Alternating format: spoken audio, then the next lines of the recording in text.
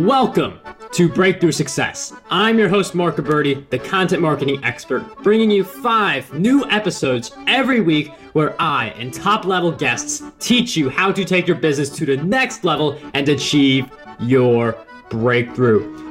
Hello, Breakthrough Success listeners. I just wanted you all to know before the episode actually starts, I've been working a little bit behind the scenes to give you something really special. So a while ago, I wrote my book, Content Marketing Secrets, which helps people create, promote, and optimize their content for growth and revenue. And I just put the finishing touches together to offer that for free to anyone who is interested. So if you want your free copy of Content Marketing Secrets, all you have to do is head over to markgabberty.com/book. Now, let's jump right into the episode. One of the big things you have to do in business is to have a plan for how you're going to scale up. Because if you have that plan and you're able to scale up, you're going to reach more people with your business. Your revenue is going to grow, and the amount of impact you can generate is going to get a big boost. So how do we scale up our businesses? That is going to be the focus of today's episode. And who better to share with us how we can scale up than today's guest, who is a chief rule breaker behind Extraordinary Advisors. Since 1997, today's guest's companies have helped over 5,000 people secure employment, improving their lives and the lives of their families. He is the founder and president of Diversified Industrial Staffing, which was named by Inc. magazine to the Inc. 5000, a record-setting 6 times as one of the fastest growing companies in America. Today's guest for episode 218 of the Breakthrough Success podcast is none other than Todd Palmer. Todd, it is such a pleasure to have you on the show. Mark, it's an honor to be here. Thank you for having me. Todd, I'm really happy to have you on the show. And scaling your business, that's such an important topic because that's what allows you to get more revenue, allows you to spread your impact. So we're going to talk about that throughout our time together. But before we do, I'd like to get some background. So can you share with us why you started Extraordinary Advisors and some of the backstory behind that? Absolutely. So I started Extraordinary Advisors because I, at one point, was not doing well and I was not scaling up as a company. Back in 2006, our business was really struggling at Diversified Industrial. We were just on the cusp of the financial downturn that happened in 2007, 2008, 2009. And our business was $600,000 in debt. We were 60 days away from running out of cash. And we needed to make some different decisions. I needed to change my mindset as the CEO in order for the company to turn around and grow. And that's really where I got involved with people like Vern Harnish and the Rockefeller Habits, now in the Scaling Up program, as well as EOS and some other programs, so that I was able to reach out, locate a coach, and to grow and scale my business. From that point on, we were very, very fortunate, as well as the timing was right, and we made the Inc. 5000 6 times. And now I'm at the stage of my career where I think that there is a real need within the marketplace to reach out to first stage and second stage entrepreneurs and help them scale up and grow their businesses just like I did. And I wanted to be able to give back and create a legacy of improving lives within that entrepreneurial community.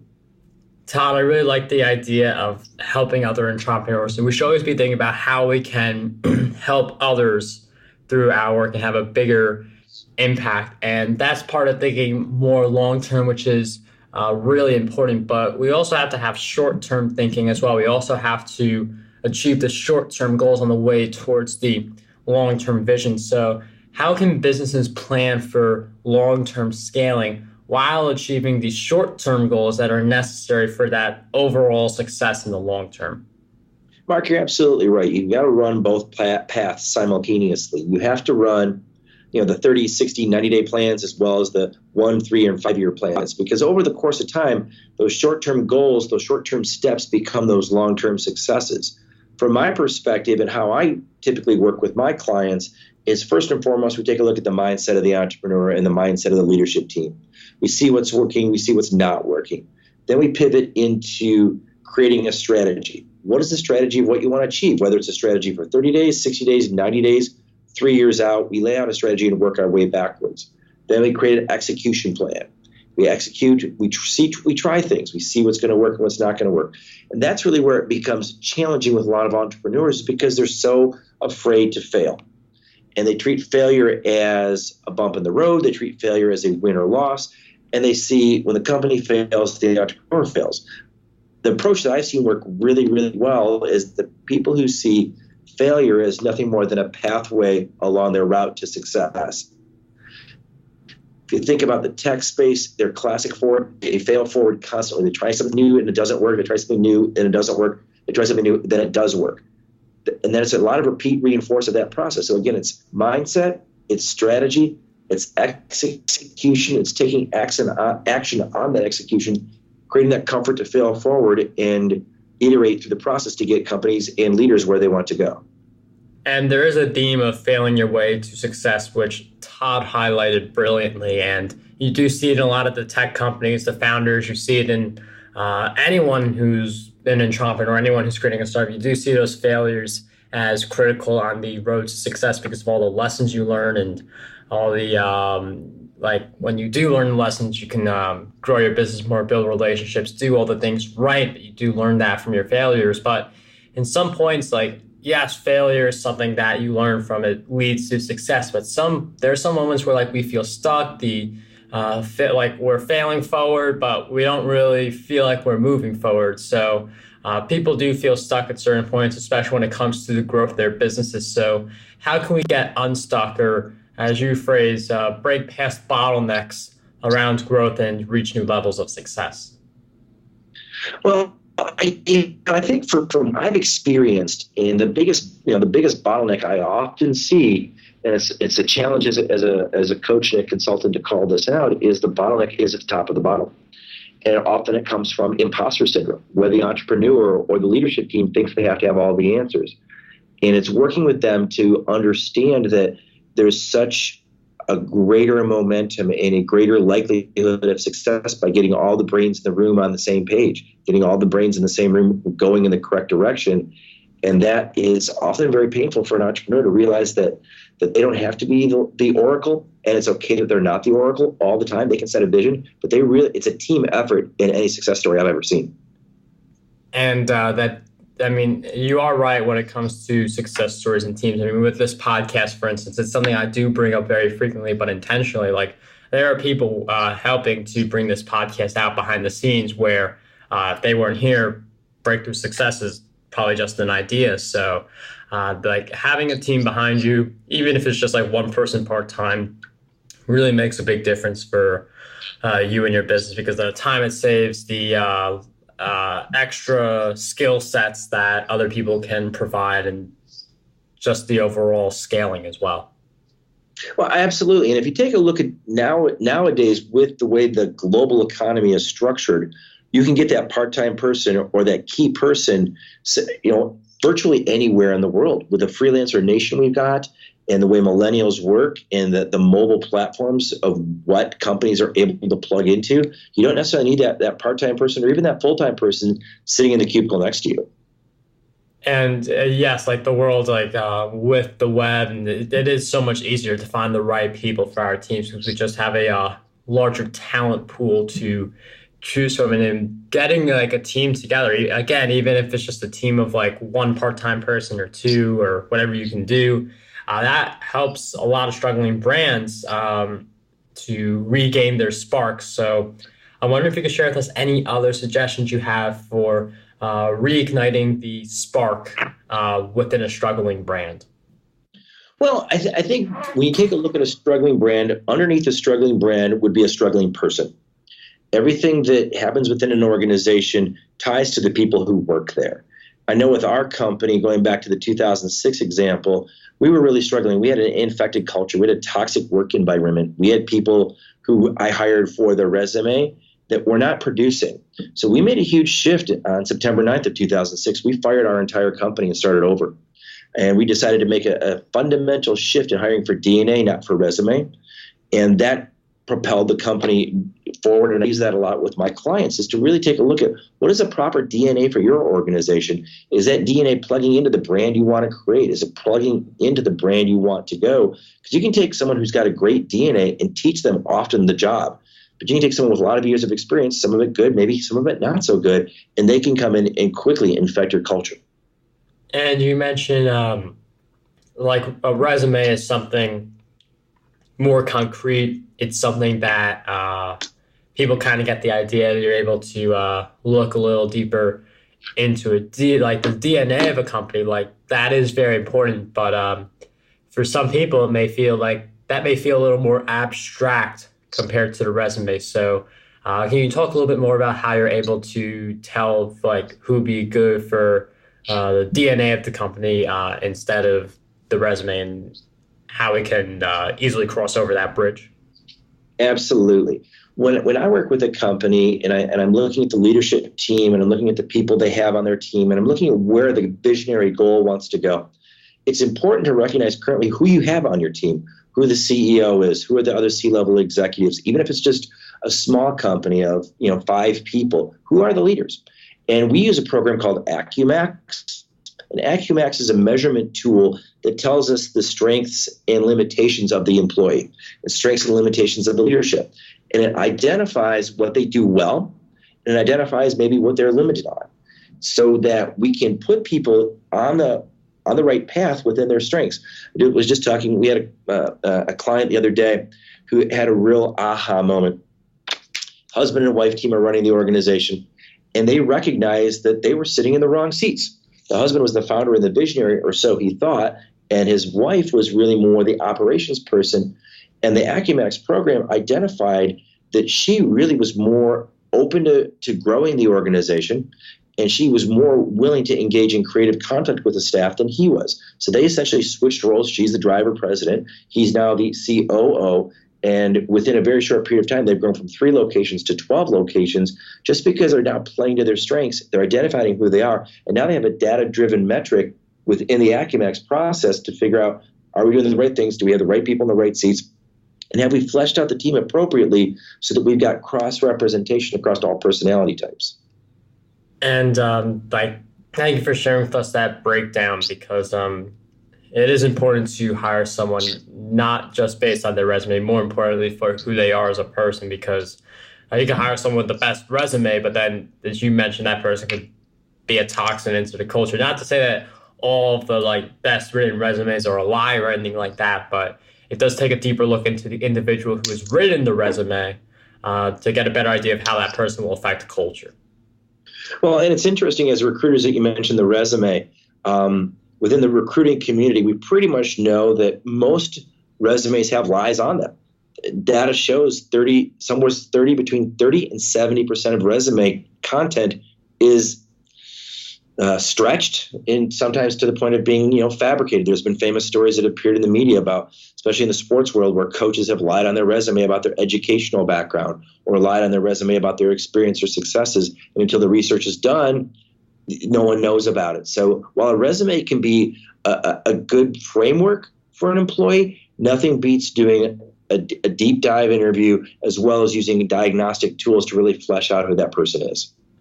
And I know lately we've been talking about building a team, finding the right people, hiring based on DNA, not just based on the resume. But I would like to go back a little bit more for the business owner looking to grow their business. Teams are a very important part of that, but there are obviously other important parts like your mindset and other things like that. So with that in mind, I'm wondering if you could share with us, what do you believe holds most people back from being able to scale their businesses?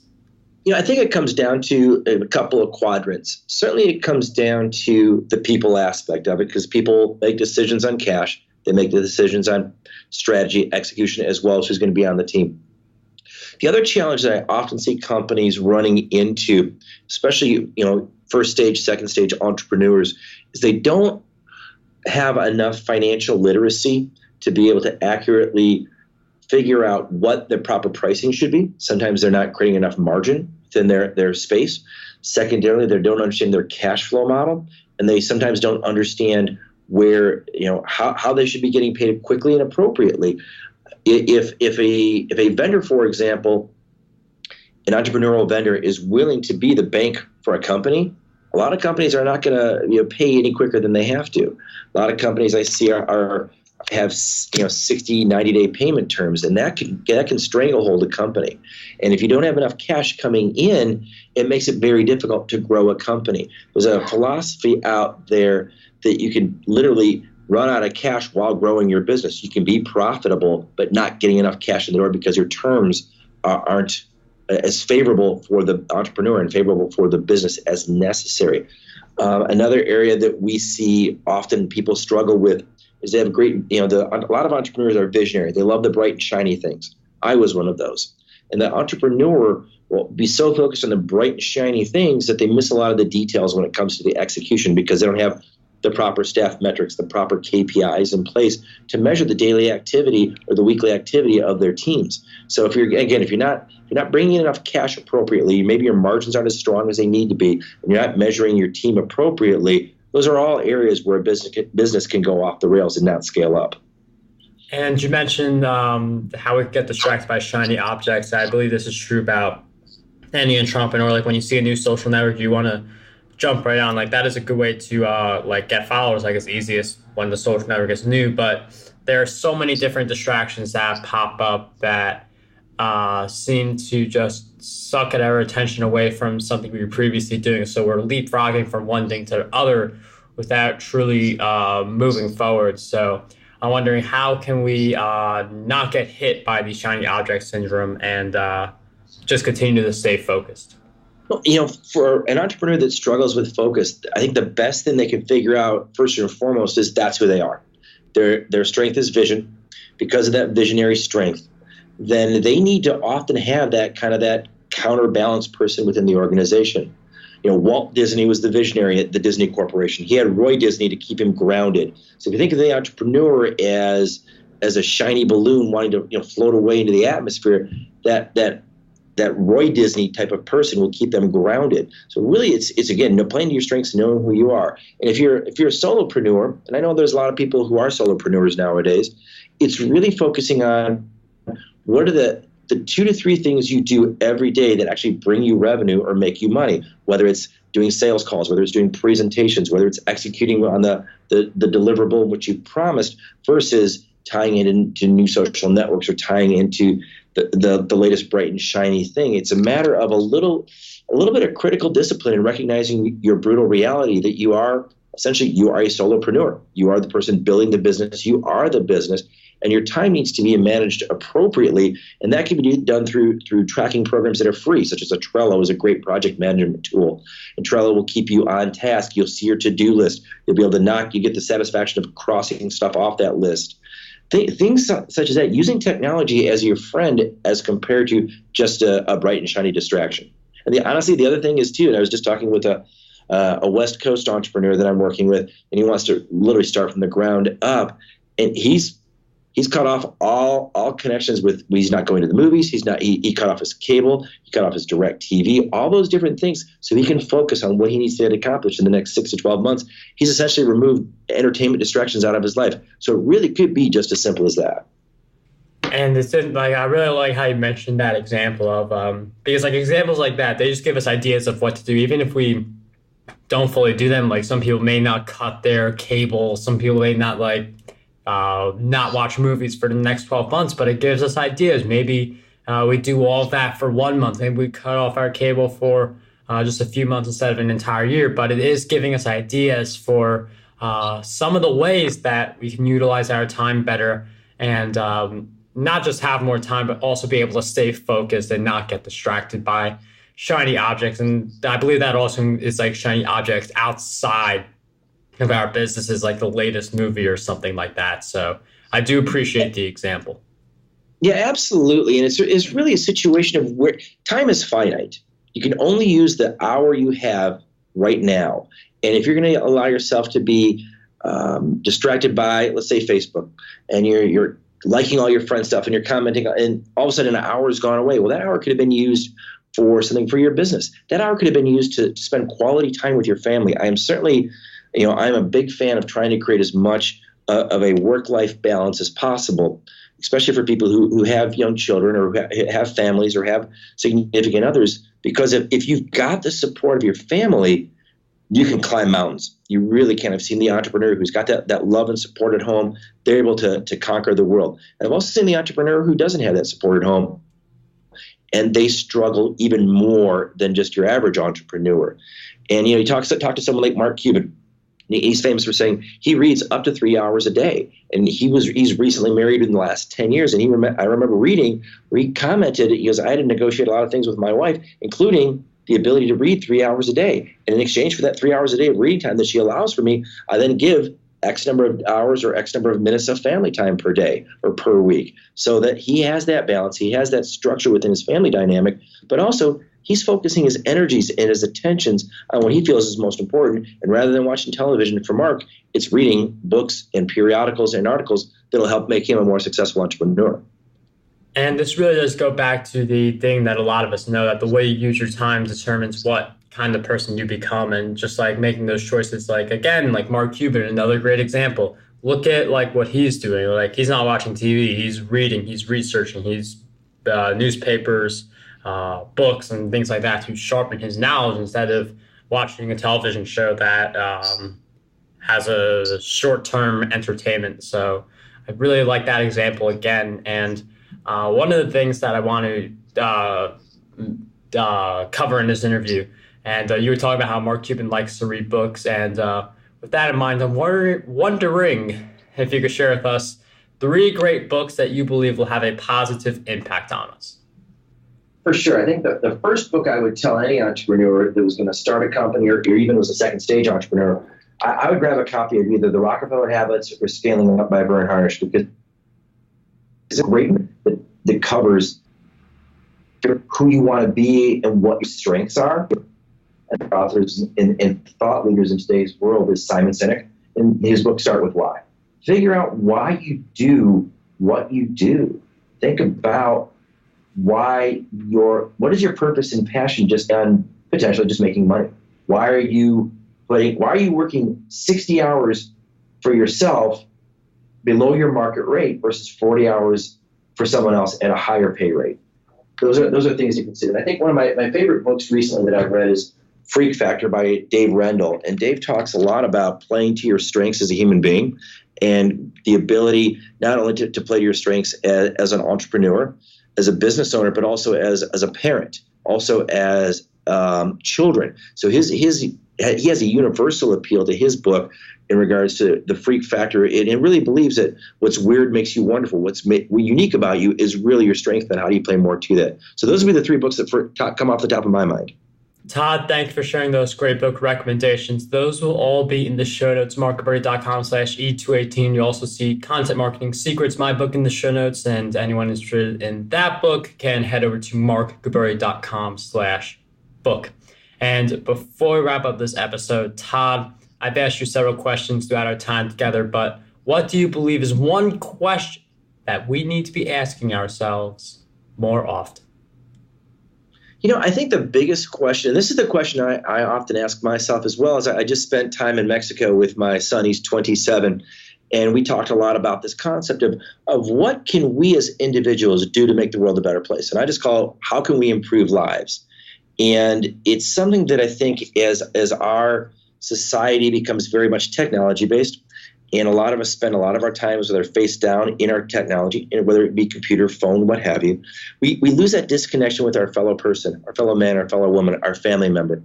And oftentimes we can improve lives by simply just showing up and making ourselves available. So I'm just a big believer is, what can we do to improve somebody's life? Can we pay it forward in the line at the coffee shop and pay for the beverage for the person behind us? Can we look somebody in the eye and give them a smile and say good morning or hello or how are you? When we ask somebody, how are you?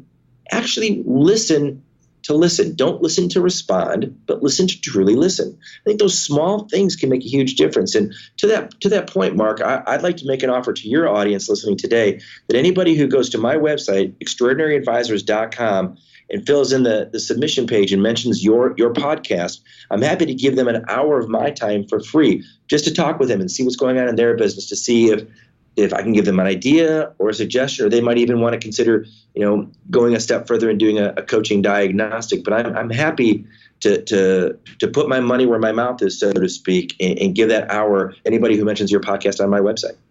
Todd, thank you so much for that question, for giving Breakthrough Success listeners the opportunity to get an hour with you, and for sharing all of your great insights. And in addition to that hour, there's actually other things that Todd has for us over at extraordinaryadvisors.com/breakthrough. There are going to be a few goodies over there. That link will be in the show notes. And again, you can just go to extraordinaryadvisors.com, mention me, you get that hour with Todd. But Todd, I can't thank you enough for sharing all of your great insights with us today. Shared a lot of great stuff. It was such a pleasure to have you on Breakthrough Success. Mark, thank you for having me. I enjoyed it. How does over 100 retweets per day sound to you? My free ebook, 27 Ways to Get More Retweets on Twitter, has you covered. I use the methods within this ebook to get over 10,000 retweets every single quarter. To learn